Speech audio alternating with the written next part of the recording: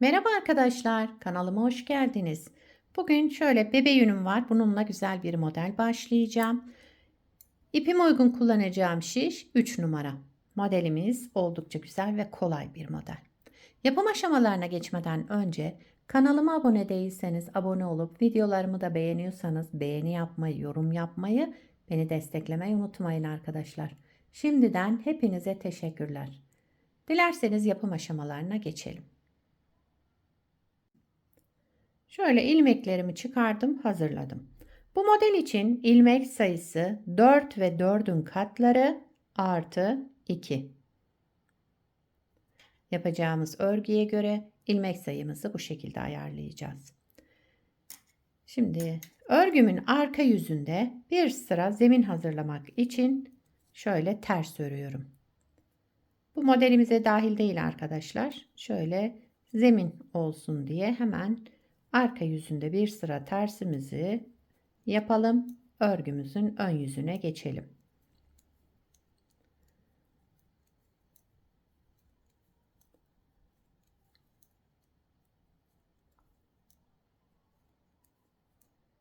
Kenar ilmeğimi düz olarak ördüm. Bir sıra ters ördüm. Şimdi örgümüzün ön yüzündeyiz. Modelimizi kurmaya başlayabiliriz. Modelin birinci sıra ön yüzündeyim. Kenar ilmeğimi örmeden aldım. Kenar ilmeğinden sonra bir ters ilmek ördüm. Devamında 2 düz, 1, 2 ters. Kenarlarda bir ters, ortalarda 2 ters olacak. 2 düz, 2 ters devam ediyoruz. 2 ters, 2 düz. Evet, sıra başında bir tersle başlamıştım. Sıra sonunda bir ters ilmekle bitiriyorum. Kenar ilmeğimi düz olarak ördüm. Birinci sıramızı tamamladık. İkinci sıra arka yüzündeyim. Kenar ilmeğimi örmeden aldım. Kenar ilmeğinden sonra bir düz, iki ters, iki düz, yani ilmeklerimizi düzleri düz, tersleri ters örerek devam edelim.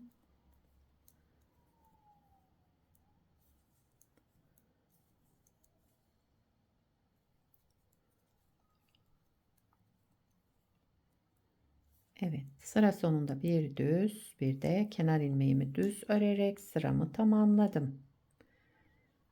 Üçüncü sıra ön yüzündeyim. Kenar ilmeğimi örmeden aldım. Kenar ilmeğinden sonra bir ters, iki düz, iki ters, iki düz. Yani yine ilmeklerimizi düzleri düz, tersleri ters örüyoruz. Üçüncü sıra ön yüzündeyim. Kenar ilmeğimi de düz olarak ördüm. Sıramı tamamladım. Dördüncü sıra arka yüzündeyim. Yine aynı işlemleri yapacağım. 4 sırayı bu şekilde tamamlayacağız. Kenar ilmeğinden sonra düzleri düz, tersleri ters örerek devam ediyorum. Dördüncü sıra arka yüzündeyim. Bu modelde sadece 5. sırada farklı bir işlem yapacağız. Modelimiz 6 sıradan oluşuyor. Evet, son düz ilmeğimi de ördüm. Kenar ilmeğimi de düz olarak ördüm. Dördüncü sıramı tamamladım. Beşinci sıra ön yüzündeyim. Şimdi burada yapacağımız işlem, kenar ilmeğini örmeden aldım. Daha sonra ters olan ilmeğimi ters ördüm. Geldim bu iki düz ilmeğe. İpi kendimden tarafa aldım. Arka taraftan ikinci ilmeğin bu alt boşluğundan, bakın boşluktan girdim ve bu ön taraftaki ipimi arka tarafa bir ilmek çıkardım. Şöyle göstereyim. Daha sonra parmağımdaki ipi de bu iki ilmeğin arasından, yani iki ilmeğin önünden şöyle arka tarafa geçirdim. Ve sıradaki iki ilmeğimi düz örerek kestim. Tek ilmeğe düşürdüm. 2 ters ilmek. Bu terslerde farklı işlem yapmıyoruz. Yine ters olarak örelim. 2 düze gelince ipi kendimden tarafa aldım. Şişimi ikinci ilmeğin arka boşluğundan bir ilmek şöyle bu ipimle arkaya doğru bir ilmek çıkardım. Arkaya doğru. Bu şişimde zaten örmeden kalacak bu. Parmağımdaki ipimi de arka tarafa geçirdim. Daha sonra bu iki ilmeğimi de düz örerek tek ilmeğe düşürdüm. Devamında 2 ters ilmek. Bakın şöyle görüntümüz olacak. İpi kendimden tarafa aldım. İkinci ilmeğin arka boşluğundan, arka taraftan girerek şöyle bir ilmek çıkardım. Tekrar parmağımdaki ipi arkaya aldım. Şu şekilde dolayarak ve sıradaki iki ilmeğimi düz örerek tek ilmeğe düşürdüm. Sıradaki ilmeğim ters, bir de kenar ilmeğimi düz ördüm. 5. sıramı tamamladım. 6. sıra arka yüzündeyim. Kenar ilmeğimi örmeden aldım. Düz olan ilmeğimi düz ördüm. Bu ikili ilmeğimi de ters örüyorum. Yani bir düz, iki ters, iki düz, iki ters diye devam ediyoruz. Düzlerimi düz örüyorum. Tersleri de bu ikili ilmeği ters örüyorum yani.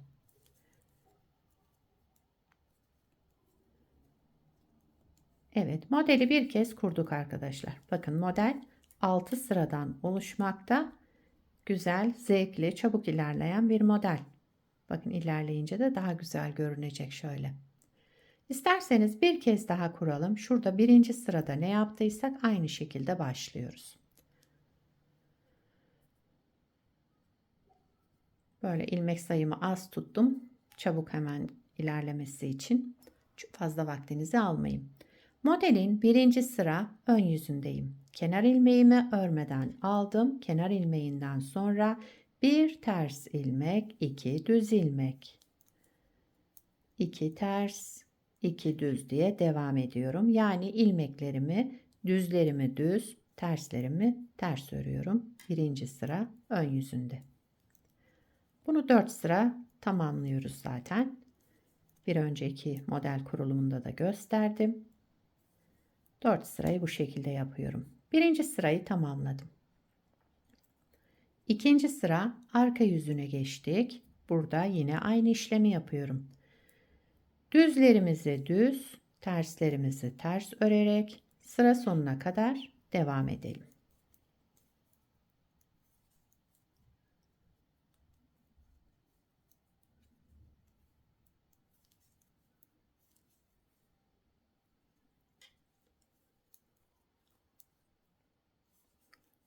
Evet, kenar ilmeğimi de düz ördüm. İkinci sıramı tamamladım. Üçüncü sıra ön yüzüne geçtim. Yine aynı işlem. Kenar ilmeğinden sonra terslerimizi ters, düzlerimizi düz.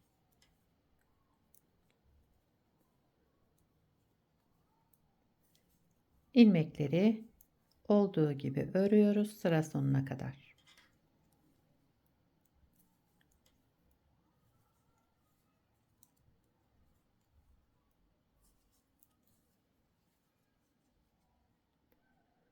Dördüncü sıra arka yüzündeyim. Kenar ilmeğimi örmeden aldım. Kenar ilmeğinden sonra bir düz, iki ters. Yani düzlerimi düz, terslerimi ters olarak ilmeklerimin tamamını örüyorum.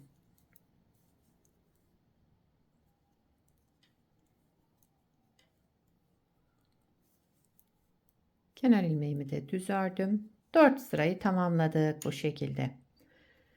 Evet, bakın 4 sırayı tamamladım. Şimdi 5. sırada şuradaki yaptığımız gibi ilmeklerimizi yine şekillendireceğiz. Farklı işlemimiz var. 5. sıra ön yüzündeyim. Kenar ilmeğimi örmeden aldım. Ters olan ilmeğimi ters ördüm. Daha sonra ipi kendimden tarafa aldım. Ön tarafa. Şişimi arka taraftan ikinci ilmeğin arka boşluğundan geçirdim. Şöyle bakın. ikinci ilmeğin arka boşluğundan. Bu ipimle arkaya doğru bir ilmek çıkardım. Daha sonra parmağımdaki ipi de arka tarafa şöyle geçirdim ve bu 2 ilmeğimi de düz örerek kestim. Tek ilmeğe düşürdüm. Arada 2 ters ilmek. Düz ilmeğe gelince ipi öne alalım. Arka taraftan ikinci boşluktan şöyle girerek bu ipimizle bir ilmek çıkartalım arka tarafa doğru. Ve parmağımdaki ipi de arka tarafa şöyle geçirdim. Daha sonra sıradaki 2 ilmeğimi de düz örerek tek ilmeğe çıkarttım. 2 ters. İpi kendimden tarafa aldım. İkinci ilmeğin arka boşluğundan girerek bir ilmek çıkardım. Aldım. Daha sonra bu öndeki ipi tekrar arka tarafa aldım. Ve sıradaki 2 ilmeğimi de düz örerek kestim. Tek ilmeğe düşürdüm. Kenarda bir ters, bir de kenar ilmeğimi ördüm. Sıramı tamamladım. 5. sırayı tamamladık. 6. sıra arka yüzünde düzlerimizi düz, bu ikili işlem yaptığımız ilmeği de ters örüyorum. Düzlerimi düz, bu ikisini ters. Yani yine 2 düz, 2 ters örerek devam ediyoruz. 2 ters, kenarda bir düz, bir de kenar ilmeğimi düz olarak ördüm. Sıramı tamamladım. Evet, modeli 2 kez kurduk arkadaşlar. Bakın model böyle devam edecek. Farklı, şöyle güzel görünen bir model. Bir de şöyle bir parça hazırladım daha önce. Onu da göstereyim dedim. Bunu beraber yaptık. Bunu da şu altta yaptığımız işlemi birkaç sıra fazla yaptım. Şöyle lastik görüntüsü oldu bakın. Bu şekilde yapabilirsiniz. Daha da güzel durdu bence. Modelin arka yüzü de şöyle.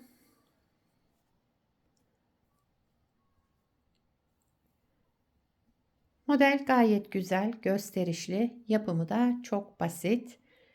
Bunu her türlü örgünüzde kullanabilirsiniz. Bebek battaniyesi, yelek, hırka, atkı, bere hepsinde rahatlıkla bakın, hem de lastik görüntüsü, lastik olan bir model.